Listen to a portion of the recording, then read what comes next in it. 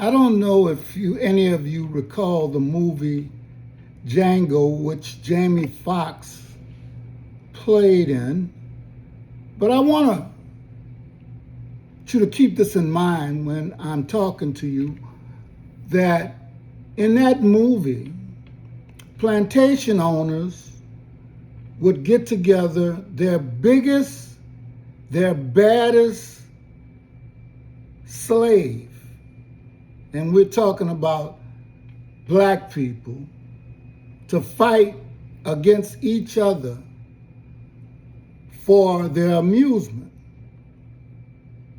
I think it was at Candyland. Isn't that amazing how they make these beautiful names up for the most brutal things? But I was watching immigration hearing in which Mr. Hunt, I believe a MAGA or one of these trained Republican mouthpieces, talk about immigration and it is no doubt that he would have been a slave, okay? Coming into the country, stolen, not even gone through immigration. He looked big enough to be one of the ones that they would have put in the ring to find out if he was the toughest. And I saw that he looked like maybe a Ranger badge on.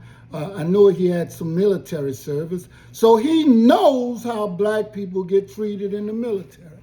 But let's not get too off topic. In this hearing, Jasmine Crockett also made her comments known. And one of the things that I want you to keep in mind is I want you to keep in mind the frame of mind of these people, black people who support MAGA and black people who are actually trying to get this country back in line. I'm not talking about poor MAGA people because, see, you have very few of those. And if you do, they're illiterate. We're talking about the majority of black people who support the Constitution and things like that, okay? They don't run behind their masters. Now, when we talk about immigration, there's a difference. White or European immigrants were referred to as, most of the time, if they weren't Irish or Italian, and they weren't brought in probably through New York, because those coming through New York were called ends, just like black folks, African folks. But most of the time they were indentured servants, okay? We're not gonna talk about the stolen Africans. Let's talk about from probably the 1700s to the 21st century, how many indentured servants were let into this country to come and get free land, to occupy the land, okay? And then to occupy what? Not only the land, they got the land and they got the people to help farm the land after they got out of the field themselves. Now, most people, they get angry when you start talking about some real things. Let's talk about most of the immigrants and most of the rich European people here. You came from immigrant stock. You came during the Black Plague and all of this other stuff. You understand?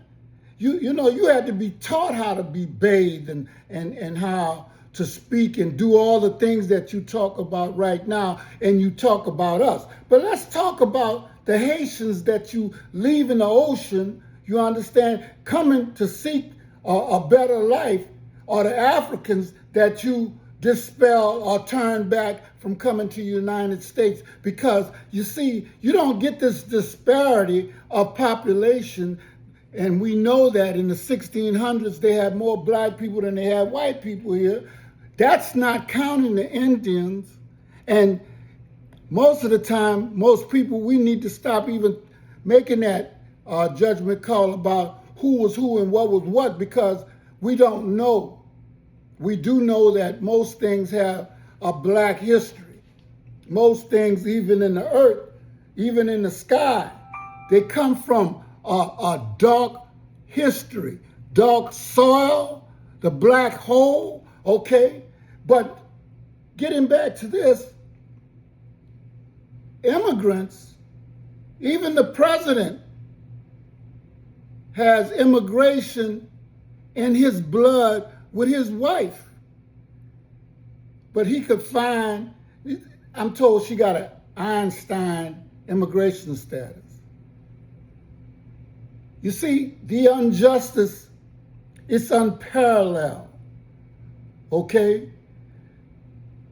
When they had all of these things going on in Africa and Haiti and everywhere else, and they tried to get to the United States for a better life, they were turned back.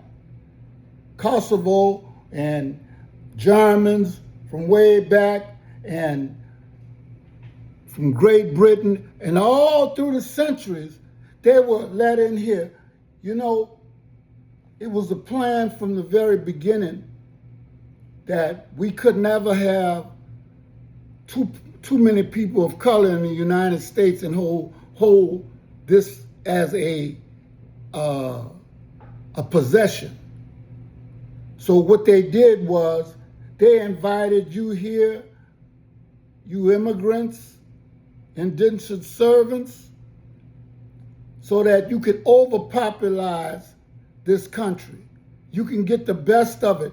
And see why you're getting the best of it. You know what you're doing? You're clearing it for the United States. You're making it a place that it could be great. That's why you talk about making it great again, because what you want to do is, what? I believe it's like maybe 4 to 5 to 1. We have maybe 40 or 50, 60 million. And Europeans have about what, 250 million? Something like that? You weren't born here. They let you come here. And then they didn't make up all of this stuff about immigration and everything else, you understand? And we sit down and we talk about each other. You know, we have these fist fights, and tell you the truth, Mr. Hunt, you know, it's not a fair fight when you're fighting a woman, okay? You represent some of the illest things in our society, but you want to appear righteous. Talk about xenophobia. You paint black with a whole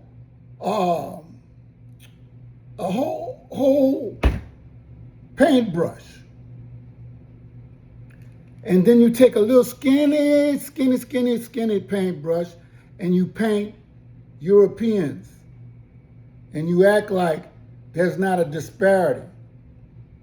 We know that civil rights, food stamps, all of these things, you talk about how we take advantage of these things. How can a 40 million or 50, 60 million people take advantage of civil rights and some of the things that y'all offer when y'all, the Europeans, have 250, or more million people in the United States? What you're doing is you're doing the same thing you've always done. You're carrying the narrative and telling the narrative the way that you want it to be. But we can't see, and I'm talking about you and me, can't see that you are only fighting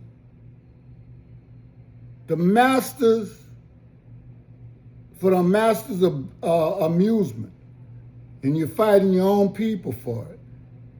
And we do that on a day-to-day basis so that we cannot see actually what is going on. Marvin Gaye said it more, what's going on? What's going on is in our mind. It's already been tapped into.